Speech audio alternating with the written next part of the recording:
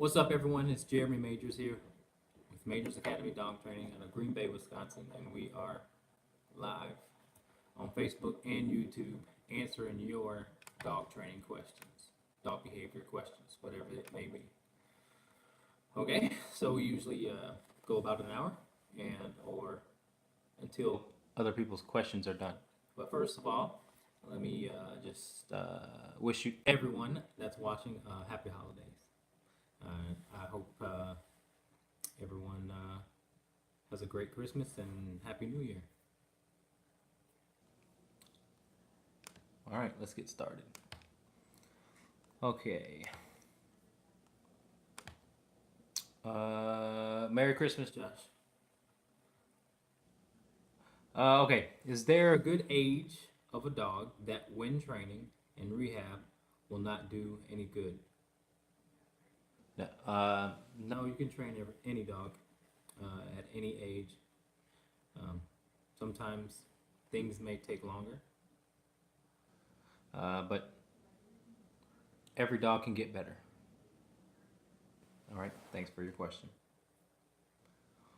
Okay, any suggestions on how to properly introduce a new dog, 7 months old, to a cat, 10 years old? Yeah, just take your time.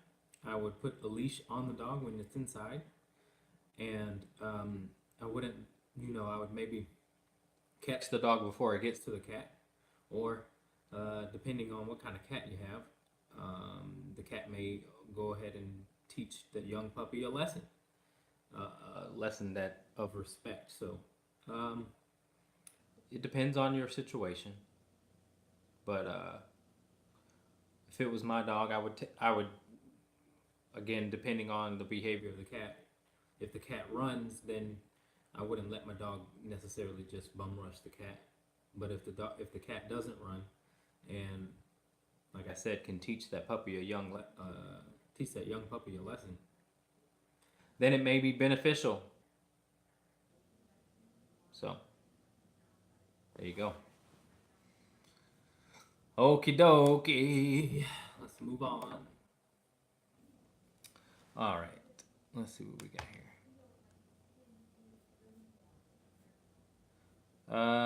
Let's see. Question. So when dogs just want to be vocal about getting e-collar correction, but doesn't change their state of mind, how do I get them to be quiet? Let me see your question again. So when dogs just want to be vocal about getting an e-collar correction, but doesn't change their state of mind. I would say what you want to make sure that you do when you're working with a dog that doesn't respond to the e-collar is you're going to have to recondition the dog to the e-collar, or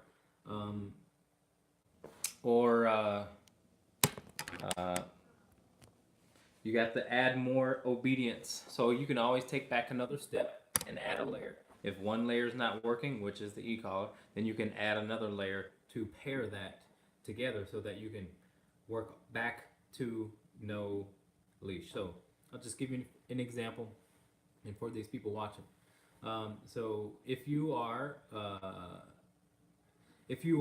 a dog that's in the crate and it's barking, right? Okay, you put the bark collar on, maybe you put the e-collar on, and it doesn't work. Then you have to take a step back, and I would maybe put the leash on the dog in the crate, and then get the dog to lay down. So that's what I'm talking about when it comes to adding what I like to call just another layer. And so that's that. I always get dogs who are not properly e-collar conditioned or even prawn collar. And we have to work them through that by using other layers in conjunction with your voice, because that's a layer as well. I consider your voice pressure a form of a layer, because ultimately every other layer should be peeled off and the dog should listen to your voice. That's what tools are made for. Any tool that you use with dog should be temporary. The leash should be temporary. The leash shouldn't be something you have to rely on when you take your dog outside for its entire life. So the leash is a layer. Any kind of collars that your dog has on, those are training tools. All of this, training tools. E-collar is a training tool, and all training tools should be, you should work to not having to use them all the time, because they're only there to learn, to teach the dog what, you know, what the dog knows, or to reinforce that your word means, you know, you say what you mean. So if they listen very well, there'd be no need for tools. That's what I'm trying to say. All right, let me see if we've got some questions live. Yeah, guys, if you guys didn't catch my 100th episode, it was a really good one. It answers a lot of e-collar questions as well, and so if you guys didn't catch it, you should check it out. All right. Next question: how do you explain to people that prong collars are okay? People think they are barbaric. Yeah, there was a lady at my seminar who said that for the reason for her not putting on the prong collar was because she wouldn't put it on herself. And she had, before that, she explained to me how many people her dog has bitten. And I said, you know, you might be right, but I mean, I'm willing to bet if you were biting people, then you'd have some sort of chains on too, wouldn't you? So, okay, then I went on to explain that, you know, I guess theoretically, what the prong collar does is sort of simulate what a mother would do if they were getting disciplined by their mother as a young puppy. And so they sort of put their mouth on the dog, obviously not too hard, but just enough, just tough enough to where the dog then listens, and the mother is actually trying to reach the puppy when that happens. And so, same thing with the prong collar, so to speak. If they are healing perfectly, if you are consistent with teaching, with your techniques in teaching the dog how to walk beside you loose leash, then the prong collar is not even a factor. It's just on then. But if your dog decides to bolt in front of you, go after the other dogs, go after people, then it gets a correction like it would do, like the mother would do in the litter. So, I mean, you can explain it like that, but I usually, you know, tell people I give them a good demonstration on how gentle you can be with it, because you can be very gentle. If you want to know how to be very gentle with that prong collar, be consistent with what you want in regards to the prong collar or why the prong collar is on. So be consistent with your technique, and the prong collar will become a collar that is not necessary. So it is necessary though for high prey drive dogs and or fearful dogs, or just very energetic dogs. They can literally, the prong collar can literally teach your dog how to behave off leash. I'm going to repeat that. The prong collar can actually help teach your dog how to behave off leash, no prong collar. Why? Because you teach your dog to heel beside you for a very long time, and especially for fearful dogs.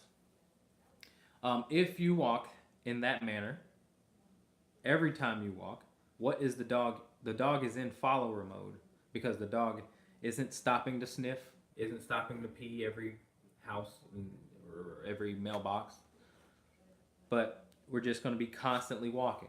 So part of that technique would be, when I tell people to walk their dog, you should You can let them outside in their backyard to go pee or poop, and then you don't have to let them go pee or poop on the walk. Or you can at least give 90% of the time when you're walking with your dog just walking.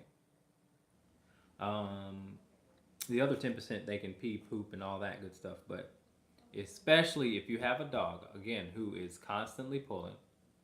The pulling dog is a dog that probably won't be good off leash. But you will, so you will have a dog that, if you can walk your dog or heel your dog right beside you, it becomes a place of security for your dog when it comes to the things that may make them nervous.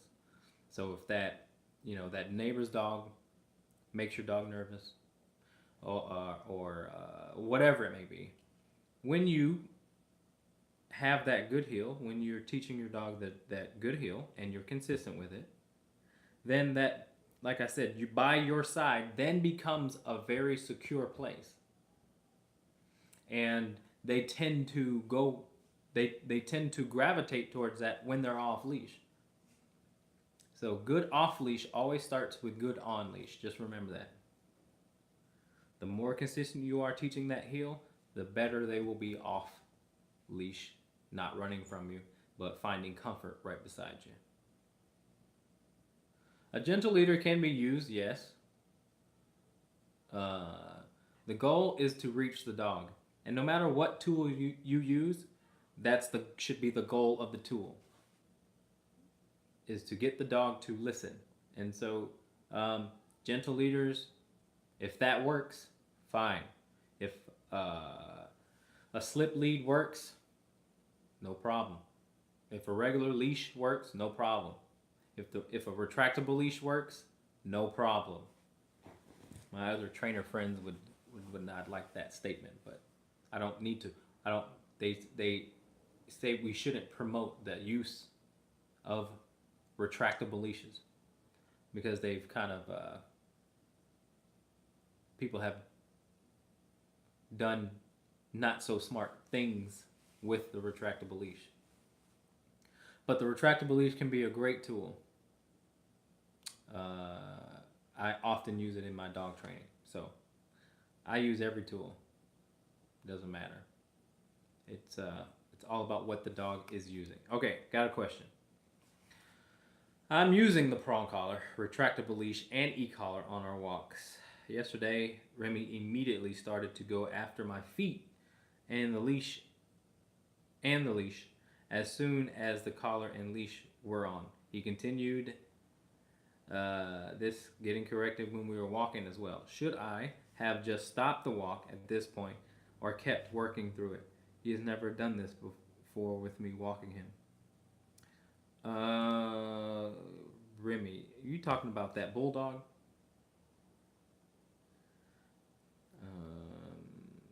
Let's see. He continued this.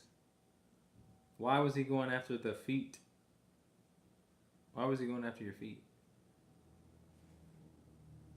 And leash. Were you guys passing cars?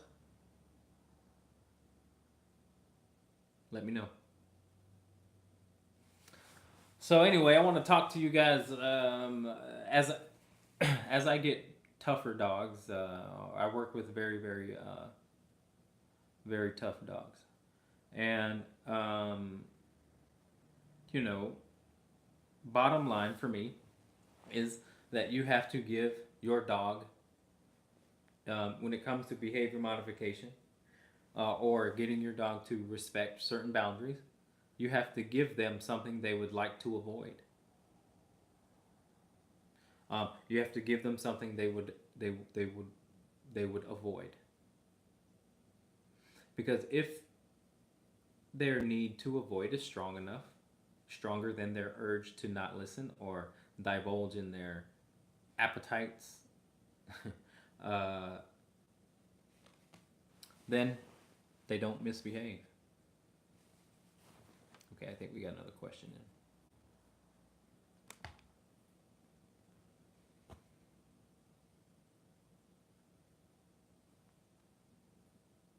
Just waiting on good old Facebook.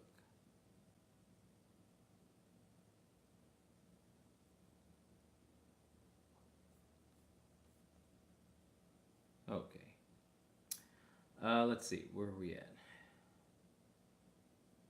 At a vet hospital, we see a lot of prong collars infections. Okay, people not adjusting size. If that is what they want, how can we prevent this at puppy visits?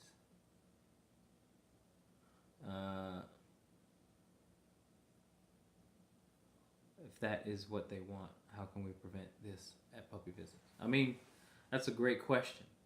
I think educating people on the prong collar is certainly most important. First of all, I know vets, they see a lot of the worst things, and so they have different opinions about tools because they do see the worst cases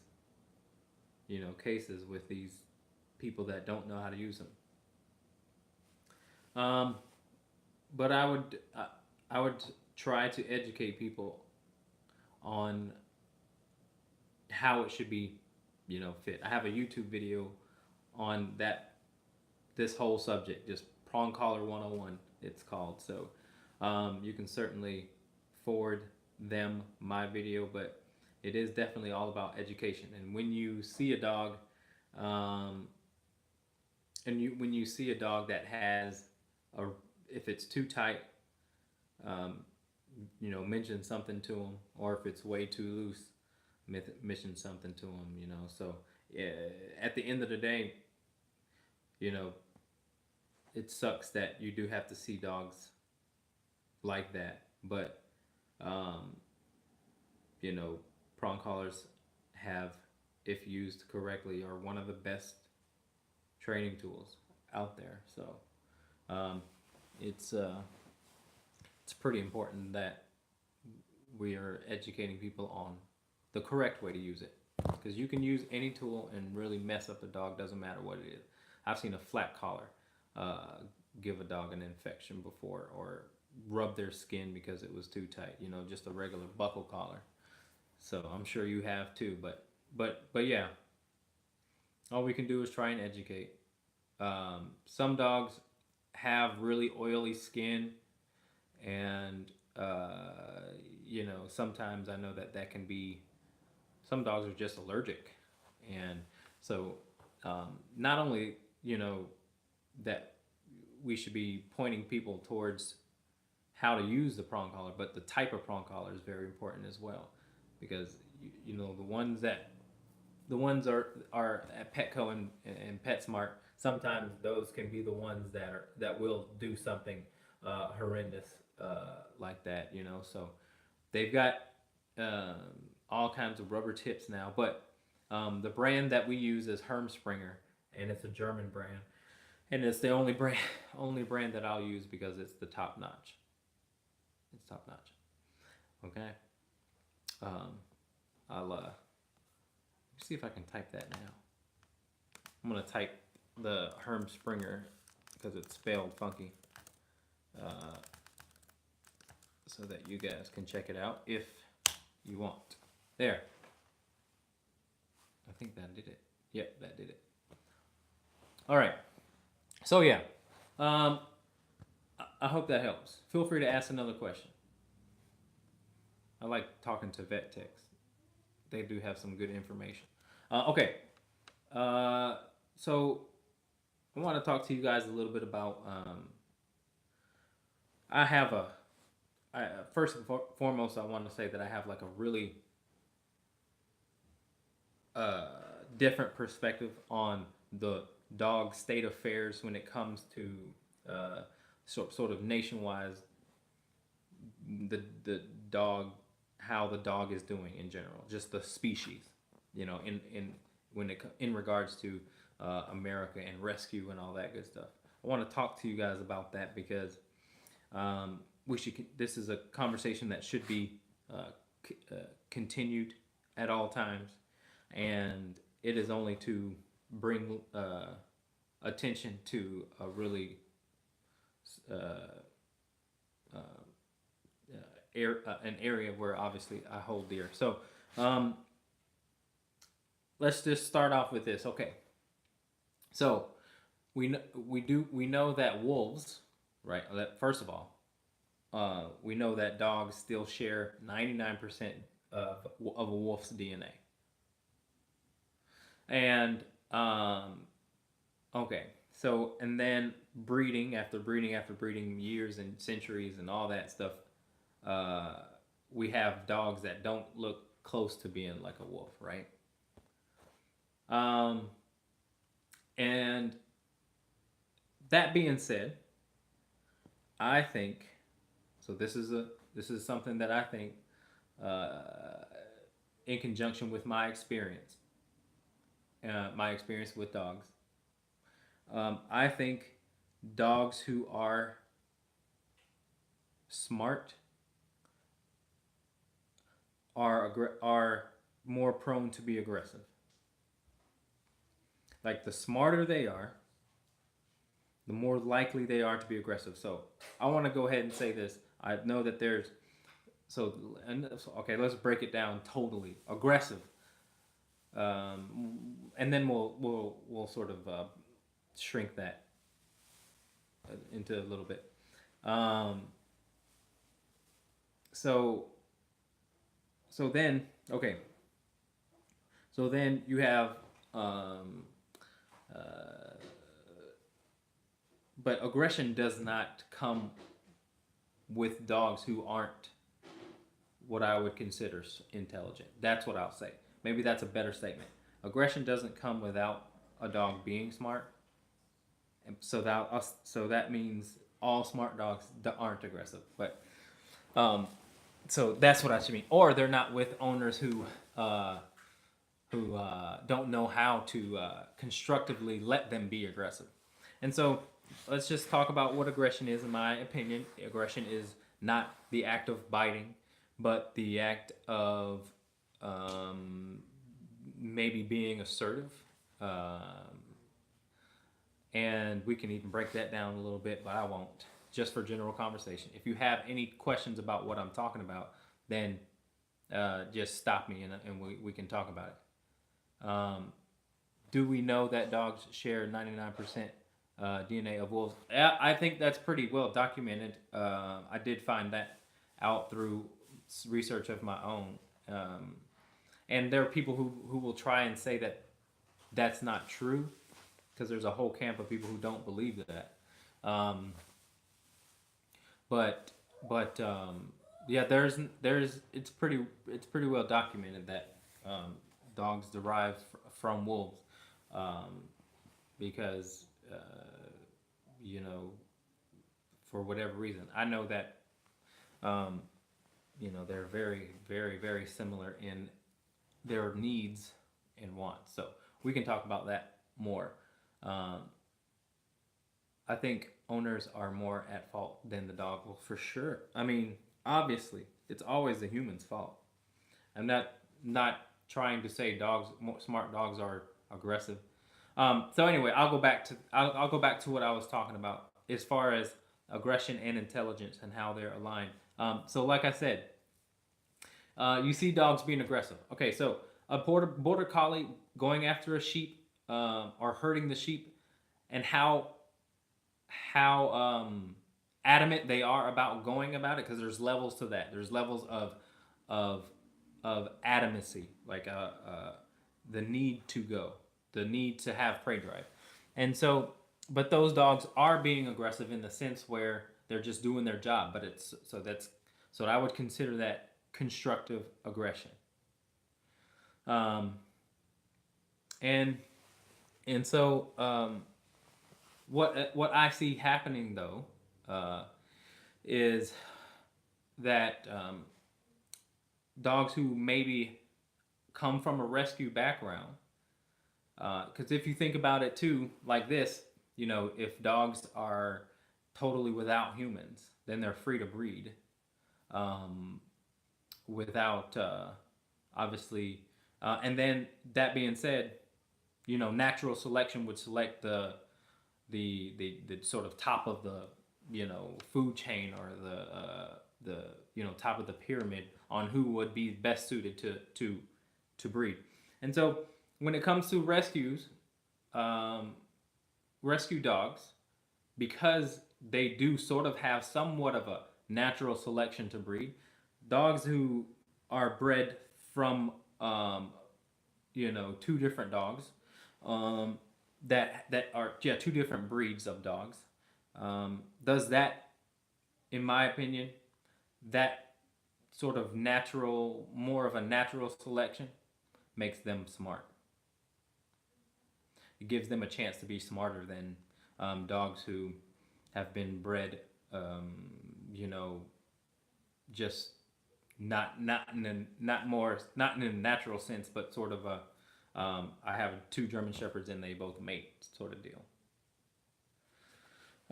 So uh, so I want to go back to saying that every dog that I had to witness over the last 12 years be put down was because they were very, very smart, and they just knew how to use what their abilities in their favor.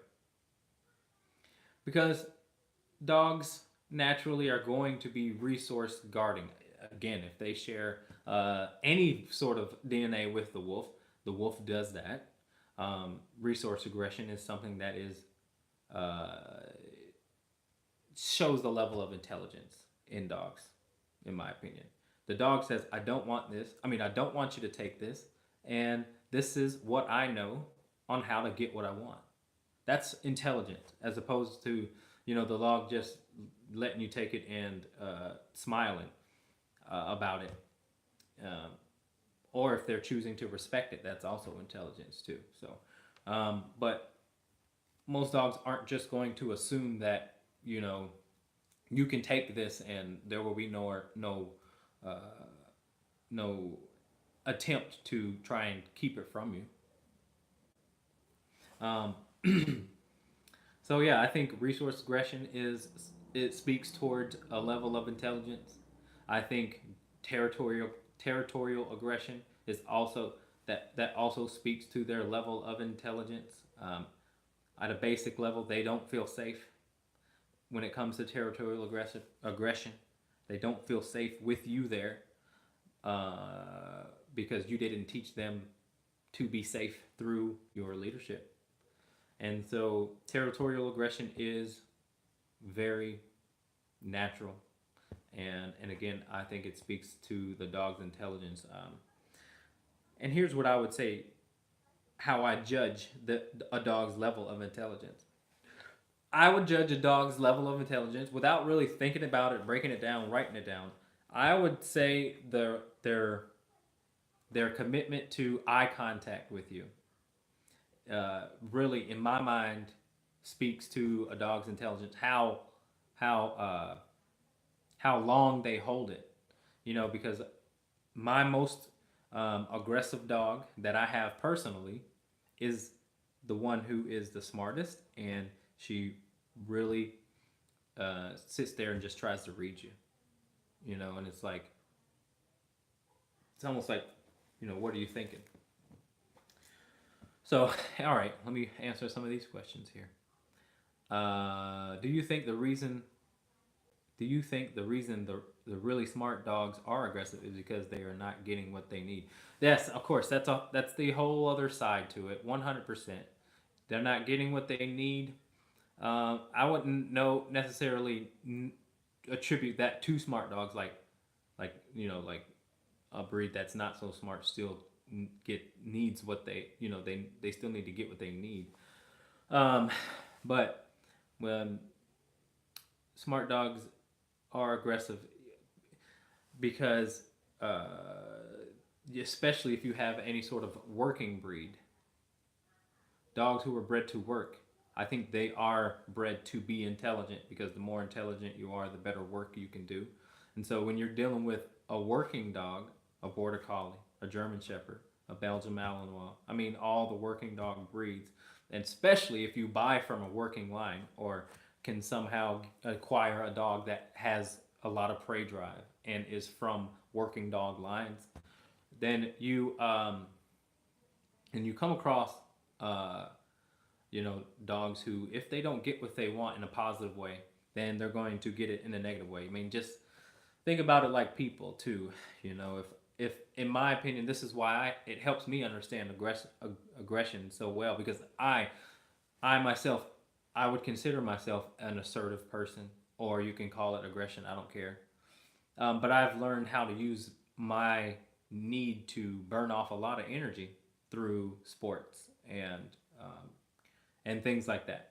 And so that's constructive aggression. And constructive aggression, or um, yeah, constructive aggression is good. Uh, Many of these police dogs and these dogs who perform bite work, they are getting what they need out of out of their system in a constructive way. And so if you have a German Shepherd with a high prey drive, or a pit bull with a high prey drive, then you may want to look into how to do learn some good bite work, because it really fulfills them. All right, now I'm getting off topic, but yeah, I want to stick with that. That I do think any dog that I had to put down, or not I had to put down, but any dog that I've known to be put down, were very, very, very intelligent. Almost too intelligent. So, um, and it's never not unfortunate. I mean, it's a very unfortunate thing, because they're very, very smart dogs. Are cool to experience. Have you read or seen any fear-free information that I have suggested to you? Fear-free. No, I don't remember the fear-free suggestions or information that you suggested to me. What does fear-free mean? What are you talking about? A certain training thing, training program? Between my son and my business, I also really don't have a lot of time to do a lot of extra stuff at the moment. So I got a 4-month-old and a business to run. So, maybe once things slow down, I can take a look at stuff. I'm even, it's just not as easy for me to have that time. So, yeah. But yeah, I do think, like I said again, I think aggression is something that people already automatically assume is bad, but it's not. And you gotta when you choose your dog, you have to make sure you are, you have the correct lifestyle for the dog, and you actually know what you're getting into. I get border collies who are in homes or apartments, and that's just not right. But what you can do is educate people on, they've got a lot of sheep herding competitions, or just educating them on how to get some of that energy crazy border collie energy out. So yeah, I I think that breeders are important. Knowing what you're actually going to get when you decide to get a dog is pretty important, because a dog is a lifetime choice, or it's a commitment, and it shouldn't be something that's rushed. So many, yes, so many are getting dogs based off looks and not what the breed is about. Yeah, like the Belgian Malinois is starting to become more popular, and that's just not one dog for just a companion. That can't be a companion dog. And I would argue, if a pit bull has too much prey drive, they should not be with just a person that doesn't know how to, or an owners that aren't aren't able to give the dog what it needs.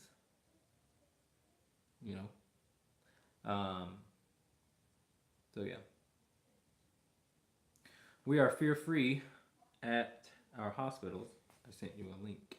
Meds and taking our time. We try not to sedate. What about a Frenchie with aggression issues, resource guarding, and disrespect for women? Um, what you're going to have to do is um, give that dog a consequence that he thinks is worth respecting uh, you guys or whoever it is.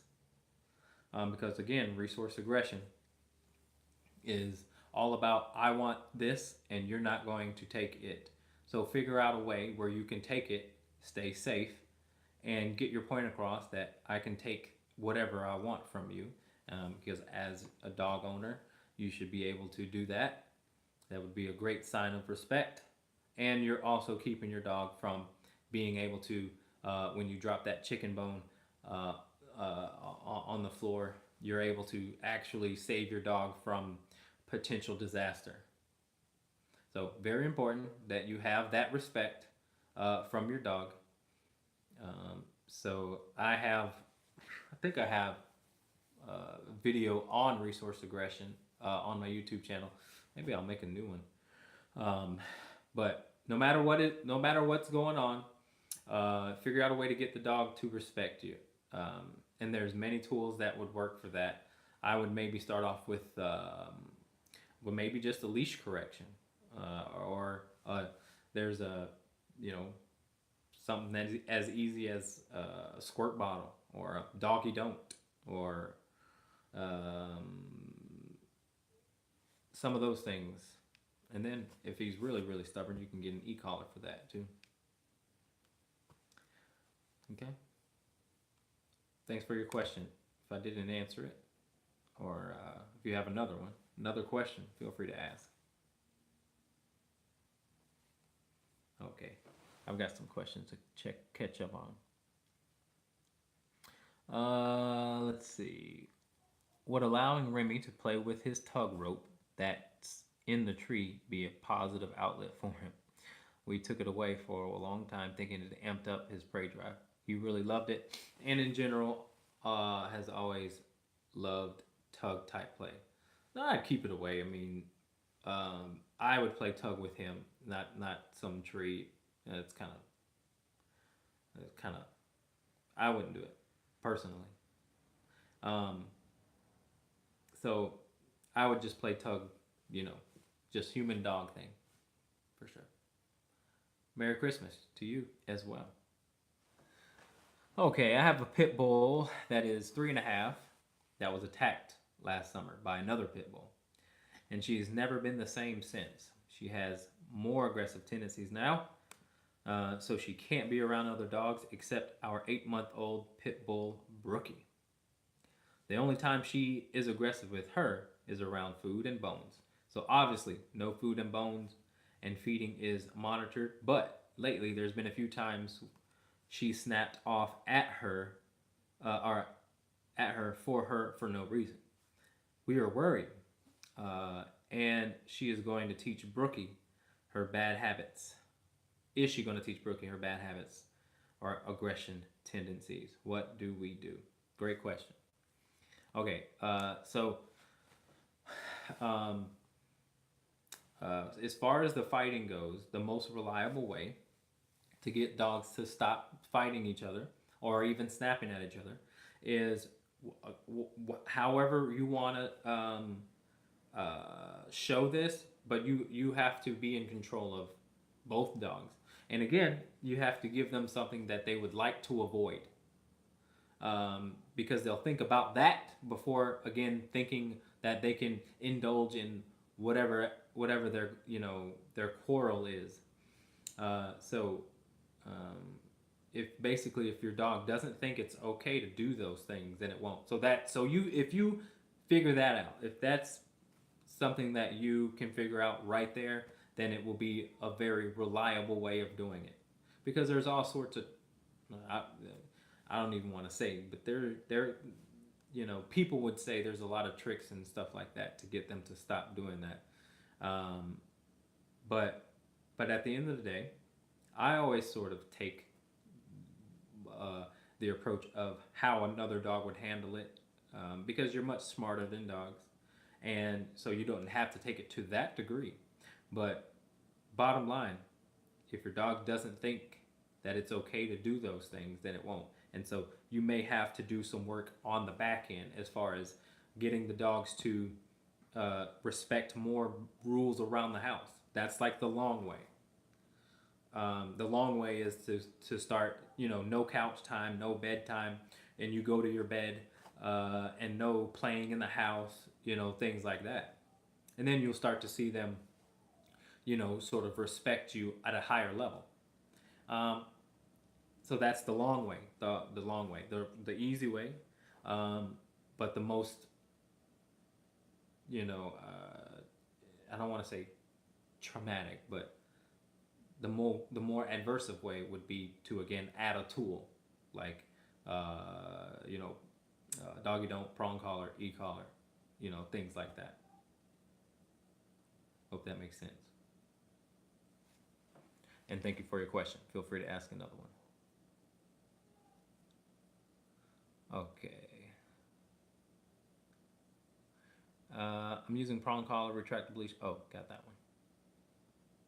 He was acting super anxious, no cars. We hadn't even left the driveway. He seemed to go crazy as soon as I put the prong collar on him.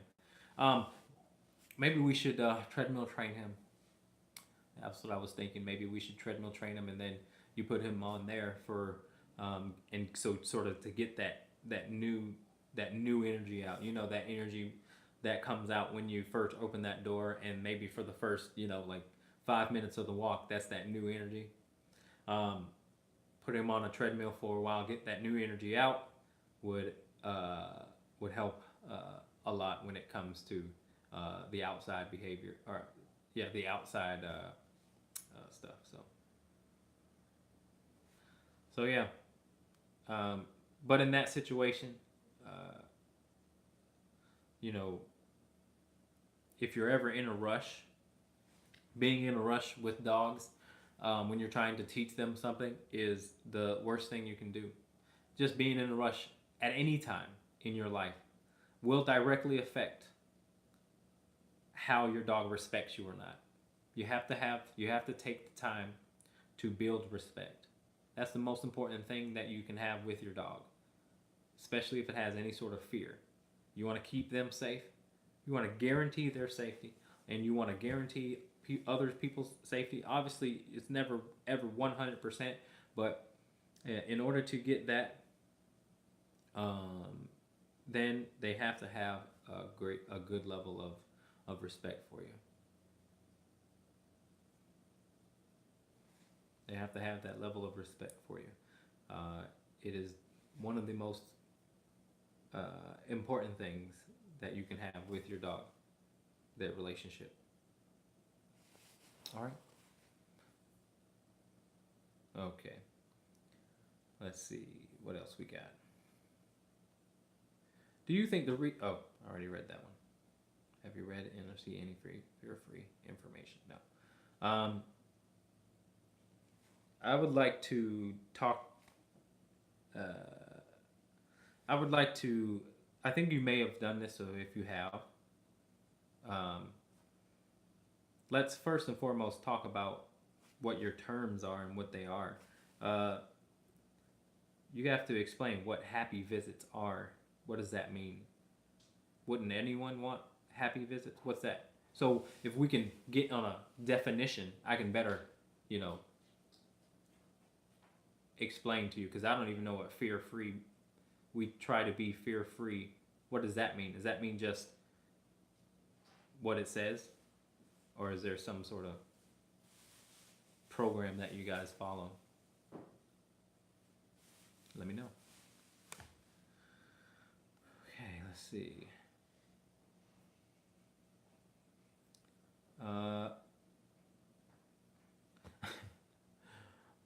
Great advice. Also, Ella has started humping Brookie, the 8-month-old pit bull, all the time.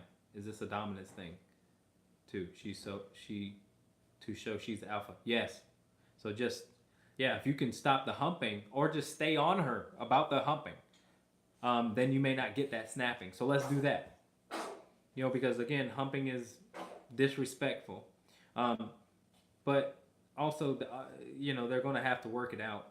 You know, they're gonna have to work it out, and you want to be there, and it not be that big of a deal. So I think you can intervene more when they're humping, if you don't already. But it definitely is a dominance thing. I mean, there's no way around that. They don't just hump for pleasure. All right.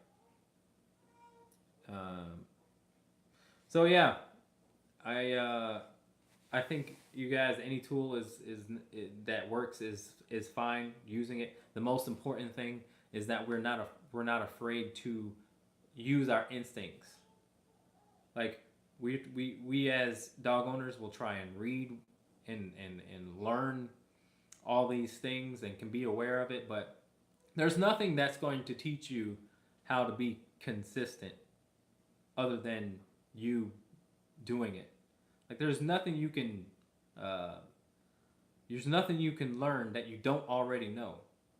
You know, like instinctually we have, you know, we're mammals as well, and we do sort of the same things in regards to respect or getting respect as they do.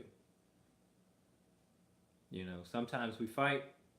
Sometimes, obviously, we can talk it out. Sometimes, but if someone comes in your house that is not invited, you would do the same thing to what your dog would do, just to, you know, to your regular friend, because that's who that's what he thinks is going on. There's a stranger in the house. I gotta handle it. You guys, you know, humans would do the same thing if there was no dog. And so on a very instinctual level, you know, it's very rare that decent people aren't going to be unfair to their dog.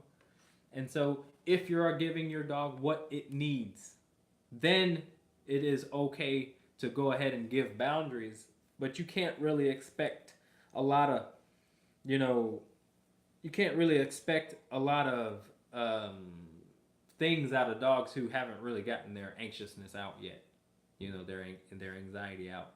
Give them that outlet, and then you can expect certain rules to be met.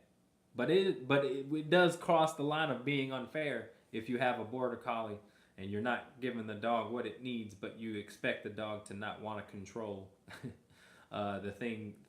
certain things. You know what I'm saying? So yeah, that's that. Let's see. I think I got another comment here. No. Okay, great advice. Also, oh no. All right, we already answered that. All right, let me go to another question here.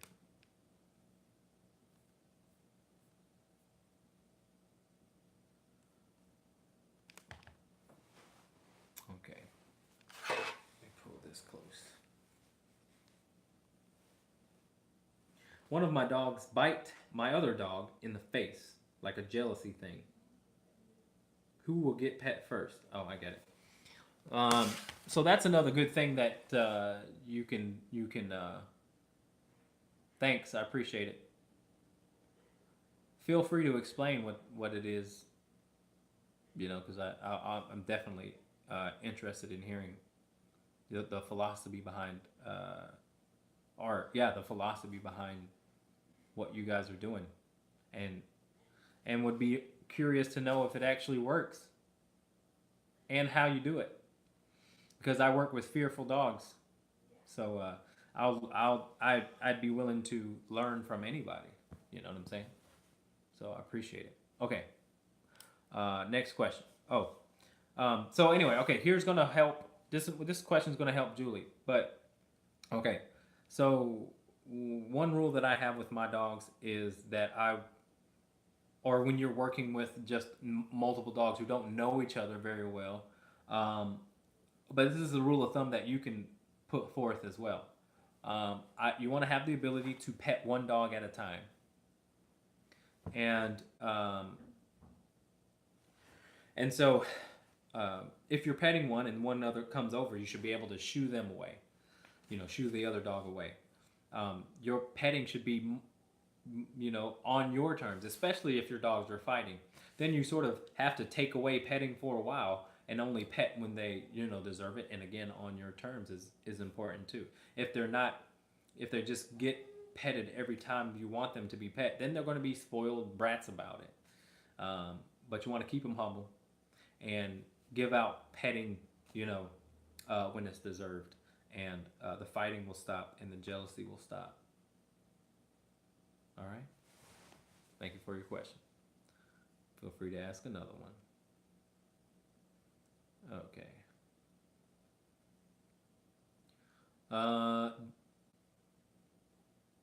Dog anxiety. How do you deal with it? Dog anxiety. Exercise. That'd be good. Exercise is like, if you break it down, I looked it up, like exercise, like you think of it as something coming out of you. And that something is anxiety. Exercise, like the exorcist, like the that word actually means release of anxiety. Exercise. So remember that. Exercise and then discipline. Just like I was talking about before.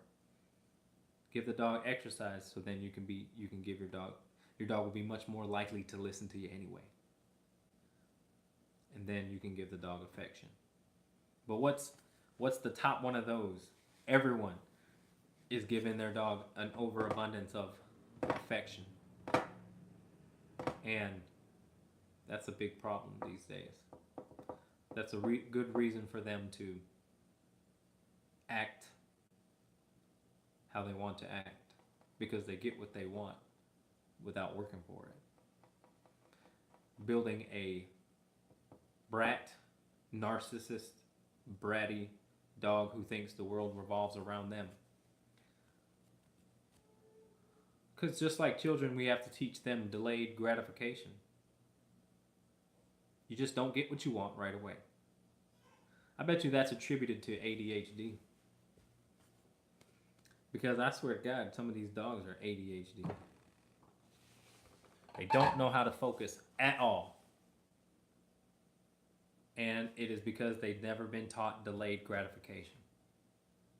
Delayed gratification says, you go do this, then you can get this. As opposed to, you get this. You get this when you want it. When I want it, I get it. That's a lot of dogs' attitude. And if I want it, I get it when I want. And if you try and, discipline me, I'm going to challenge you. And if that challenge works for me, then I'm going to do it at my convenience. I'm going to challenge you. Or I'm going to get what I want without fearing any sort of consequence. That's dog psychology. But it's very relatable to human psychology as well. Hell, some of the worst dogs I've trained, one of them was a psychology professor, and then the other had a PhD in psychology. I said, huh? What? You're a who? You're a what? But like I said earlier, you can't teach people how to be consistent. They either are or they're not. You can't really teach them. You can remind them because they already know. I'm pretty sure everyone knows that if you want something to happen and you want someone or something to take your word for it, the one thing you have to be is consistent.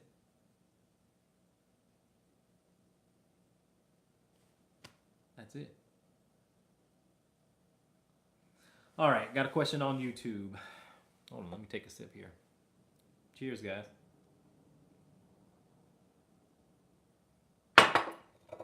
I want to make a new breed. Any suggestions on what to look for if I need a working dog, meaning hunting and stuff, but I need smarts also? You don't have to make a new breed for that. There's plenty of hunting dogs that are smart. So,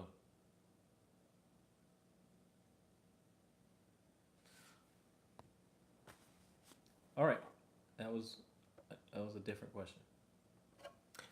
Okay, next question.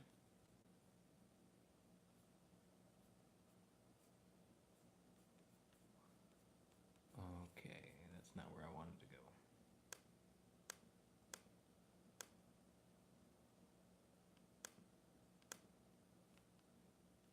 go. Okay, I have a hunting breed dog with high prey drive. He does hunt, and during off season, we switch his need to dock diving. The last few days, the crazy squirrel, the crazy squirrel are taunting him through the window, and it's driving him crazy. He wants to get to them. I used the prong collar and leash to correct him when he saw them, but that's not working. What other ways can I teach him to stop trying to attack the squirrel through the window? You put a bed in the living room or something, and tell him to go lay down on his bed. And you can use your prong collar and e-collar for that. Okay, so put him on the bed, put him in a down, tell him to stay, and then I would practice maybe with no squirrels first, so it can make it easier on him. And then, but basically he's got to stay on that bed. If he goes to the window, you got to send him to the bed. That's how you're going to avoid him wanting to go to the window. And basically with the putting him on his bed, you know, if he knows you're going to put him back, he'll stop getting up because he may try and get up many times. All right. Thanks for your question. Feel free to ask another one. Okay, folks, I want to continue to talk about those hot topics I was talking about, but it's 7:00. So we will see you guys next time. I hope everyone has a Merry Christmas, Happy Holidays, and a Happy New Year, all this, that, and the other. Yeah, we'll see you guys next week. Appreciate it. Bye-bye.